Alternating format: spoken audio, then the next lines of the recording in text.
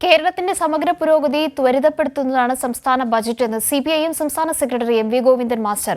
Budget സ്വകാര്യ മേഖലയ്ക്കാണ് ഊന്നൽ നൽകുന്നതെന്ന് ഒരു വിഭാഗം മാധ്യമങ്ങൾ തെറ്റായ പ്രചാരണം നടത്തുന്നു. സ്വകാര്യ മൂലധനത്തിന് സിപിഐഎം എതിരല്ല.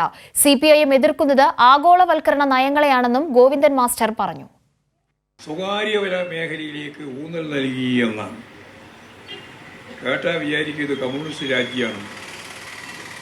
സ്വകാര്യ മേഖലയിലേക്ക് ഊന്നൽ നൽകി ആളെ പറ്റിക്കാൻ വേണ്ടിയിട്ട് ഓരോ പുതിയ നിലപാട് സ്വീകരിക്കുകയാണ്.